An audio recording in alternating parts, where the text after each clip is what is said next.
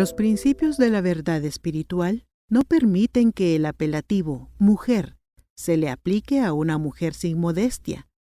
Si se acumula respeto y honor sobre una persona que no observa los principios de la virtud espiritual, ello equivale a amontonar condecoraciones sobre un cuerpo inerte.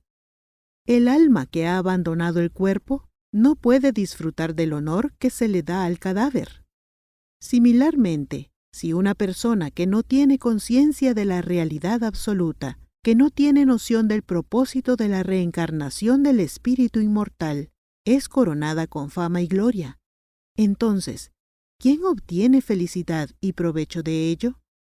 Según las escrituras, no se puede utilizar el término mujer para referirse a alguien, aunque tenga esa característica de mujer, si no es alguien considerado con la medalla de la modestia. De verdad es muy profundo, no lo capto todavía. Se ve pues hasta qué nivel Swami nos está enseñando que debe ser la modestia en la mujer, ¿verdad? Hasta comparar, pues hacer esa comparación a modo de enseñarnos, ¿verdad? Que ahí sí que abandonar, ahí sí que ese cuerpo, como menciona él, ¿verdad? De alguien que, del alma cuando ya ha salido del cuerpo. Igual es si una mujer no tiene esa modestia, entonces es como que no existiera, ¿verdad? Algo así lo entiendo. Zairam.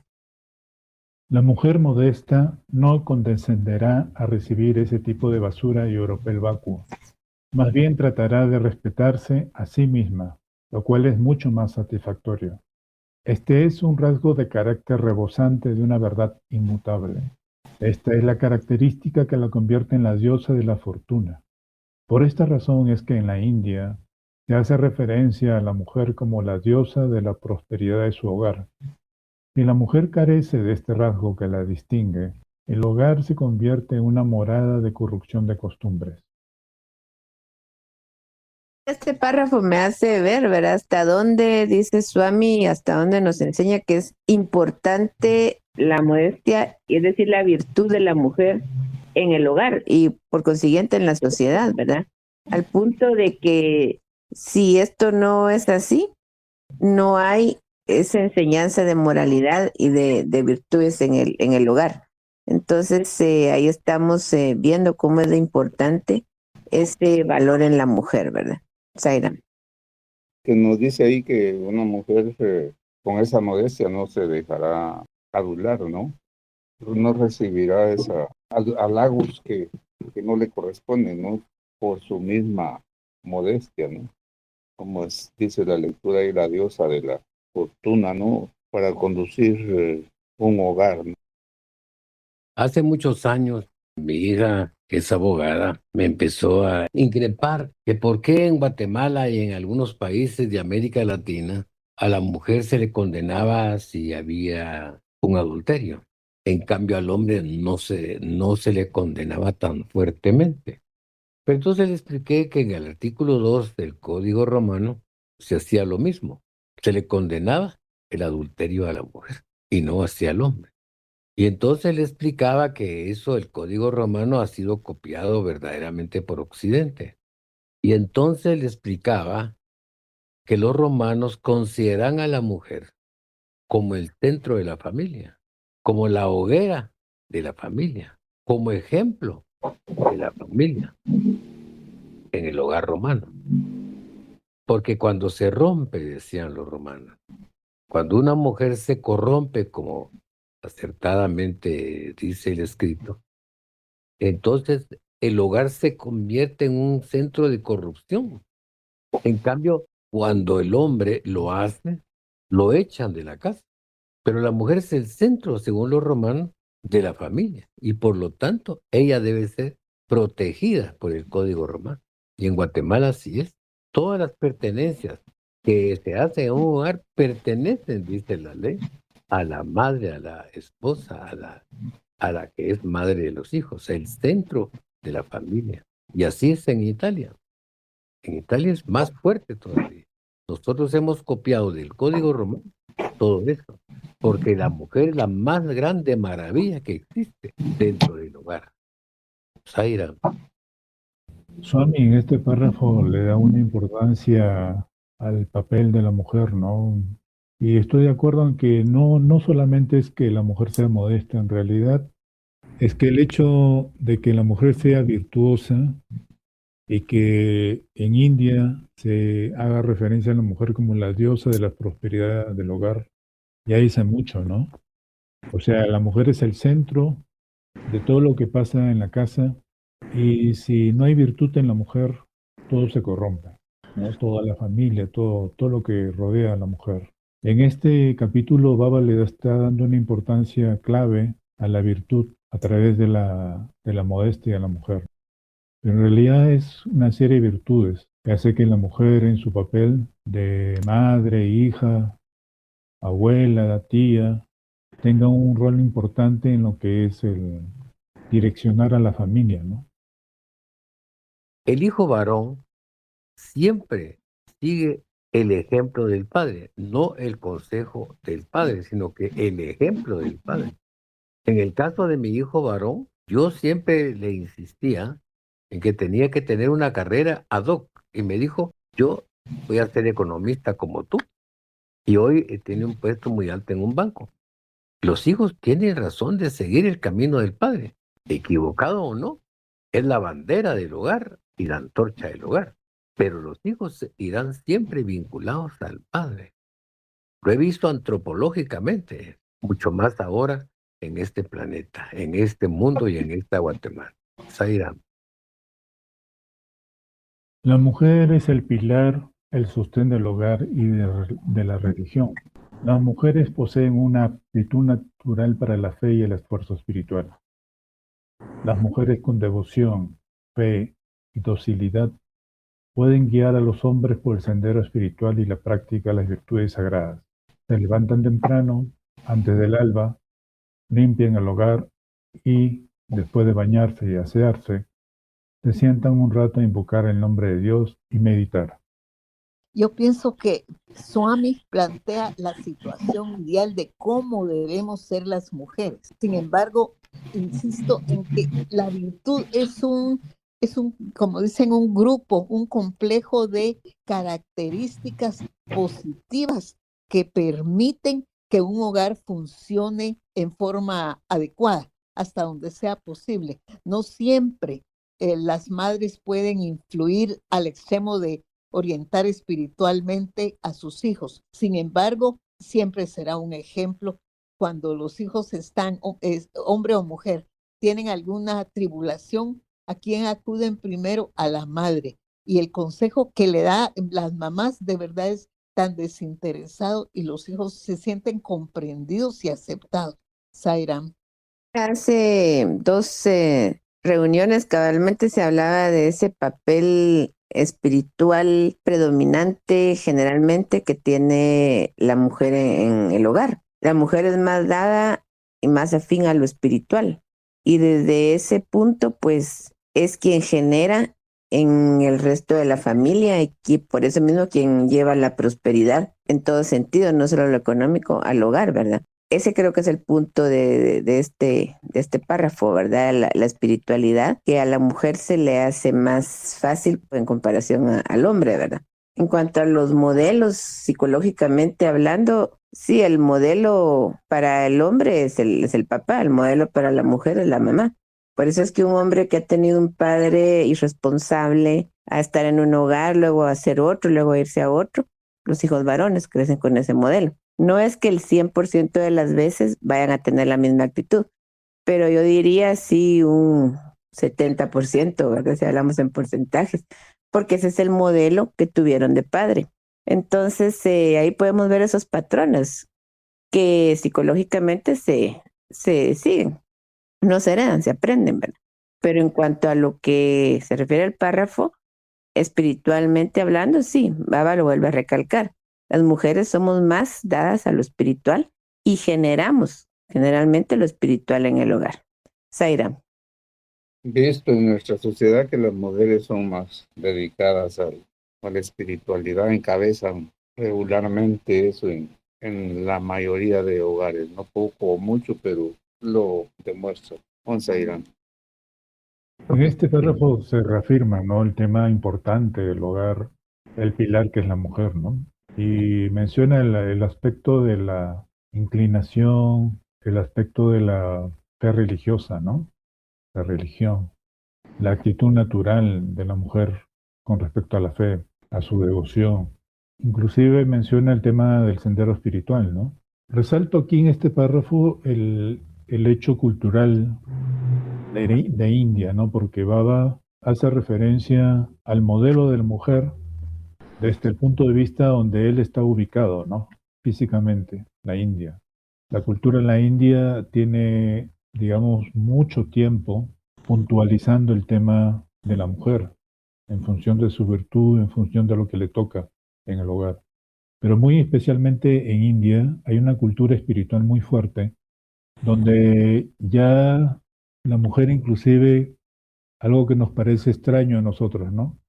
Por ejemplo, el final del párrafo menciona que se levantan temprano, limpian el hogar, se asean y se sientan, dice, un rato a invocar el nombre de Dios y meditar. Por ejemplo, eso acá en Occidente, esa parte de invocar el nombre de Dios y meditar no es algo que culturalmente nos han inculcado desde pequeño, ¿no? Pero en India, en varias partes de India debe ser algo muy normal, hasta muy común que las mujeres invoquen el nombre de Dios y mediten, ¿no? Pero acá en Occidente, no. El hecho de que se levanten temprano, limpien el hogar, sí, y todo lo demás. Entonces, ese es un tema también de la cultura de la India que Baba resalta, ¿no? Y que lo recuerda. Y no es que sea un modelo, digamos, ideal, ¿no? Sino que es parte también de la cultura de la India, de su práctica espiritual. Y que de alguna manera a nosotros que conocemos a Baba y su mensaje, tenemos un horizonte por cumplir, y las mujeres en especial, ¿no? Cuando se les menciona este tipo de práctica. Sairam, tendrán en sus hogares un pequeño cuarto reservado para la adoración de Dios. Colocarán ahí imágenes y estatuas de su deidad preferida, así como otras de santos, guías y maestros. Considerarán este cuarto como especialmente sagrado y llenarán la atmósfera con sus oraciones, tanto de mañana como de tarde, así como en los días santificados y en las fiestas religiosas. Una mujer que se dedica a estas prácticas con constancia será capaz de cambiar incluso a su esposo ateo, logrando que se una a ella en las oraciones o a ocuparse de alguna actividad beneficiosa o algún plan de servicio social, imbuido por una actitud de dedicación a Dios. Es la mujer la que, sin duda alguna, mantiene la unidad del hogar. Esa es su misión. Ella es indiscutiblemente la representante de la divina energía. Zaira. Sigo pensando en la profundidad de lo que Swami dice. Yo me recuerdo que cuando viajé a India, percibí una diferencia. Allí se vive a Dios, sino todo es Dios. Y eso es bello. Y deberíamos, en lo que cabe, ¿verdad?, tratar de practicarla en nuestras respectivas casas. En tanto que Baba insiste, todo es Dios, todos somos Dios. Sairam. Swami siempre nos dice que lo de él no es una religión. Sin embargo, siempre nos dice que debemos seguir la religión de nuestros padres.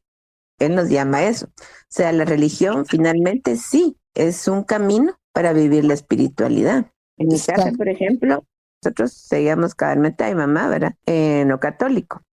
Mi religión es católica y yo no la voy a cambiar. Y no quiere decir por eso que no practique la espiritualidad. O sea, Swami me dio la oportunidad de conocerle. Pero si vemos, y por eso les recomiendo leer mucho el libro de Sai Baba, ¿verdad? Y Jesús, realmente solo cambia un poco la cultura. Pero finalmente hablan de lo mismo. Y Swami nos hace esa aclaración y nos dice, sigan la religión de sus padres. Entonces él nos viene a enseñar sobre valores. Eso es lo que él enseña, a una forma de vida correcta. Pero no está él diciendo que por seguirle a él somos espirituales y por tanto no tengamos religión. Él lo ha dicho. Entonces sí debemos tener una religión. Que las personas que dirigen diferentes religiones buscan provecho algunas veces para sí mismos, eso es otra cosa. pero que la religión es lo que en principio nos acerca a la espiritualidad, eso para mí sigue siendo una realidad. Entonces, porque debemos estudiar y entender la palabra, no a quien la está diciendo, ¿verdad? Lo que cada quien tenga como dirigente en su sociedad de las religiones. Pero sí, hay que reflexionar sobre esto, ¿verdad? Y en India, esa es su cultura, pues es la forma de vivir la espiritualidad. Pero en nuestra cultura occidental es a través de las religiones que conocemos. Ya luego, pues, seguiremos aprendiendo, evolucionando y madurando en este sentido, ¿verdad? Pero la religión sí es ese instrumento para conocer a Dios, dependiendo de la cultura, ¿verdad? Pero Dios es uno, y Baba lo dice, Dios es uno. Kaira. Hablando de la mujer guatemalteca, ¿no? Que sí influye mucho en el hombre para que siga algún camino espiritual o religioso, más que todo religioso, ¿verdad? Porque muchas veces el padre como que se queda de último para hacer ese cambio, ¿no? Y la mujer ya lo trae más impregnado, ¿no? Entonces, de alguna manera pasa eso de la influencia que tiene ella para, por ejemplo, que si toma o anda en otros malos pasos, se salga de ahí y le sirve la religión para avanzar en su camino espiritual y acercarse a Dios, ¿no? Y definitivamente vivirán más felices, ¿no? Sin esos contratiempos que da el mundo, ¿no? Vamos a ir. Yo entiendo que Swami habla de la mujer de la India. Es una idealización. Pero en Occidente hay muy buenas mujeres, tanto como las de la India. En Occidente la mujer se levanta temprano, hace 20 cosas en el momento. Atiende hijos, prepara mochilas, los desayunos, el almuerzo, lava los trastes, limpia la casa, hace las camas, recibe después y va a traer a los niños y los regresa y se pone con ellos a estudiar. Esa es una gran labor.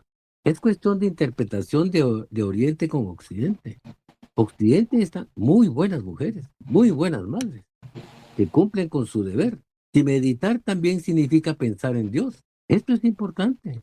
Yo estoy seguro que las mujeres con quienes están escuchándome se levantan temprano y van a trabajar y preparan los desayunos. Eso también es servicio y es obra. Desde mi punto de vista, Occidente está bien preparado como las mujeres de la India. Las mujeres en todo el planeta son buenas mujeres, todas. Qué bonito ejemplo esto del núcleo, ¿verdad? Del lugar de la casa donde está reservado para la oración de Dios, el templo físico. Yo he escuchado hablar a Swami en varias ocasiones refiriéndose a ese mismo tema, ¿verdad? Cómo la mujer es el núcleo central en el hogar de la espiritualidad. Y lo hemos reflejado en los centros ahí también, ¿verdad? Vemos que ya son más mujeres las que participan que hombres. Yo también me percato que los hombres que se han acercado de alguna manera sí tienen como desarrollada también cierta parte sensible. Esa evocación, si lo digamos de alguna manera, es de la mujer, esa sensibilidad a todo. Qué sorprendente lo del ateo, ¿verdad? Creo que aquí Swami lo que nos está diciendo prácticamente que es el impacto de la transformación, ¿verdad? Que es lo que Swami tanto nos habla. Y así como la mujer puede provocar esto con su esposo, también otro devoto puede provocarlo con otro. Por ejemplo, tengo muchas personas a mi alrededor que sirven de inspiración de vida, ¿verdad? Devotos, ¿verdad? Esposas también, ¿verdad? Las personas que asisten al centro SAE. Y lo interesante es eso, ¿verdad? Como uno está a veces en un bucle, ¿verdad? Muy repetitivo, pero cuando ve y percibe esas sensaciones de otras personas y esa entrega, uno se contagia también, ¿verdad? Entonces, es como esa simbiosis, ¿verdad? Muy particular de la mujer desde el punto espiritual que puede irradiar, ¿verdad? Entonces eso es muy interesante. Y también, ¿verdad? Parte de todo es la sensibilidad a ello, ¿verdad? Claro, la cultura de Bharat es maravillosa, ¿verdad? Como mencionaba la otra hermana, ¿verdad? Que en India realmente son conceptos muy profundos, ¿verdad? Y las personas sí viven realmente la espiritualidad, ¿verdad? Eso es también mucho que aprender de la cultura de Barak. Solamente, Zaira. Llama mucho la atención en este párrafo el especial cuidado que la mujer tiene, ¿no? En tener un espacio especial para el tema sagrado, ¿no?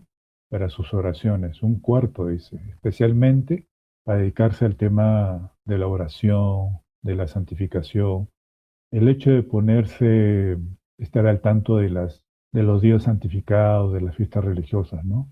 Y tanto es así que una mujer que se dedica de manera constante a estas prácticas y que inclusive le da tanta importancia y tiene un cuarto especial de oración, es capaz en ese sendero, en ese camino espiritual, de cambiar a un esposo ateo, ¿no? O sea, al final nos da a entender que una mujer virtuosa, que sabe lo que representa y para lo que ha venido al mundo y cumple con su deber, prácticamente va a ser el motor de una transformación en la familia, va a ser la fuente de motivación, ¿no? Para todos. Y va a marcar, como dicen, una huella imperecedera, improrrogable en sus hijos, en sus hijas, ¿no? Entonces, es por eso que hay mujeres que impactan bastante en los chicos y en las chicas de una familia determinada y viven con esos valores hasta el final de sus días, ¿no? Pero gracias al impacto de la figura de la madre, de la tía o de la abuela, ¿no? Que los han marcado con su ejemplo. Zairam.